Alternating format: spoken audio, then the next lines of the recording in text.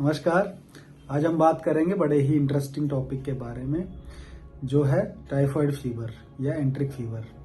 मुझे मेरे बहुत सारे मरीजों ने भी और जो मेरे वीडियो देखते हैं उन लोगों ने भी आग्रह किया था कि मैं टाइफाइड फीवर के बारे में डिटेल में बताऊं और इसके जो मिथ्स एंड फैक्ट्स हैं उनके ऊपर क्लैरिटी बताऊं। तो टाइफाइड फीवर या एंट्रिक फीवर, जिसको इंटेस्टाइन का बुखार भी कहते हैं, ये क्या होता है? टाइफाइड फीवर के नाम से जैसे कि फीवर लगातार बुखार आएगा, पेट में दर्द रहेगी, सिर दर्द रहेगी, भूख नहीं लगेगी या कमजोरी बहुत ज्यादा फील होगी। और ये साल्मोनेला टाइफी बैक्टीरिया होता है, उसके इन्फेक्शन के कारण होता है और ज्यादातर दूषित खाना या दूषित पानी पीने के कारण ऐसा हो सकता है। अगर इसका समय से निदान ना कराएं, समय से डायग्नोसिस ना कराएं तो ये कॉम्प्लिकेशन भी करा सकता है, जैसे कि इंटेस्टाइन में अल्सर बन सकते हैं, लैट्रिन काली आ सकती है, ब्लीडिंग भी हो सकती है और खून की कमी हो सकती है। इसके अलावा और भी बहुत सारी कॉम्प्लिकेशंस होती हैं इसकी। तो इसका जो निदान है वो अर्ली डायग्नोसिस और कंप्लीट ट्रीटमेंट से है। अब इसकी जो मिथ्स हैं उनके बारे में लोगों का क्या कहना है। मिथ जो होते हैं कि टाइफाइड केवल गर्मियों में होता है, ऐसा लोग मानते हैं कि सिर्फ गर्मियों में ही होता है टाइफाइड, बाकी टाइम नहीं होता। ये गलत है, ये भ्रांति है। टाइफाइड पूरे साल में कभी भी हो सकता है। हाँ, ये जरूर है कि गर्मियों में ज्यादा होता है, क्योंकि उस टाइम पे बरसात का पानी खाने को पानी को दूषित कर सकता है, भोजन को दूषित कर सकता है, लेकिन कंटामिनेशन जरूरी ज्यादा हो जाता है। लेकिन होने को किसी टाइम पे भी हो सकता है, जो सफाई में नहीं रहते लोग, जो साफ सुथरा का ध्यान नहीं रखते। फिर दूसरी जो भ्रांति है वो है कि टाइफाइड जो है वो छूने से फैलता है। नहीं, टाइफाइड छूने से नहीं फैलता है। टाइफाइड जो है गंदा भोजन, पानी या संक्रमित व्यक्ति के मल के संपर्क में आने से हो सकता है। तीसरी जो भ्रांति है कि अगर टाइफाइड के फीवर जो होता है, अगर उसमें बुखार चला गया तो टाइफाइड भी खत्म हो गया, ऐसा नहीं है।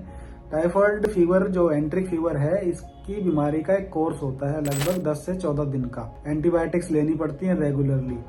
बुखार तो हो सकता है आपको जब ट्रीटमेंट स्टार्ट हो उससे दूसरे चौथे दिन ही खत्म हो जाए, लेकिन आपको कंप्लीट ट्रीटमेंट करना चाहिए।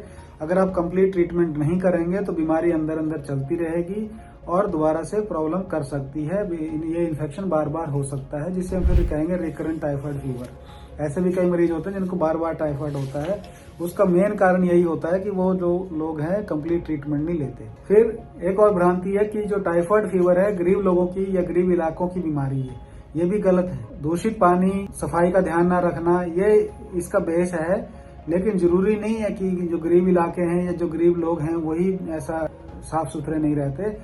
कोई भी बंदा जो साफ सुथरा अपना ध्यान नहीं रखता है, चाहे वो कहीं भी रहता हो, कितना भी पढ़ा लिखा हो, अगर वो खाना खाने से पहले हाथ नहीं धोता, अपने पानी को ध्यान नहीं रखता और कहीं भी बाजार से रेडी का सामान खा लेता है, तो इन्फेक्शन होने का रिस्क बढ़ जाता है।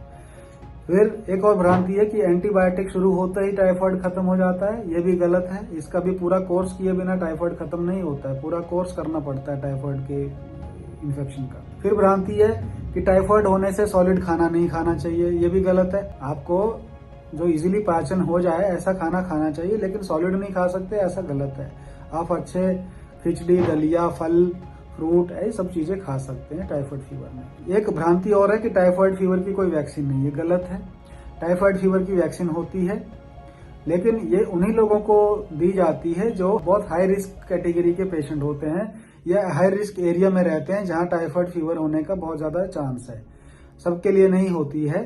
जो वैक्सीन होती है टाइफाइड की, वो सबके लिए नहीं होती है। इसके अलावा जो अगर बात करें कि प्रिवेंशन, लोगों को टाइफाइड ना हो उससे बचने के लिए क्या करना चाहिए। उससे बचने के लिए बहुत अच्छा सिंपल सा साफ सुथरा रहें, हमेशा साफ और उबला हुआ पानी पिएं, भोजन को अच्छी तरह पका के खाएं, सड़क के किनारे बिकने वाला खुले में जो पदार्थ होते हैं वो नहीं लेने चाहिए, और साबुन से हाथ धोएं, खास तौर तक जब खाने से पहले, और जब लैट्रिन टॉयलेट से बाद में आते हैं तो अपने हाथ उससे धोएं। और आपको अगर हाई रिस्क में है तो वैक्सीन लगवा लें। धन्यवाद। मेरे हिसाब से काफी इन्फॉर्मेशन हमने दे दी है। फिर भी कोई कंफ्यूजन रहता है, कोई और इन्फॉर्मेशन चाहिए होगी, कॉम्प्लिकेशन के बारे में जानना होगा, तो हम और वीडियो बना सकते हैं। आप टच में रहिए और आपको मैसेज अच्छा लगता है तो आगे स्प्रेड करें। धन्यवाद।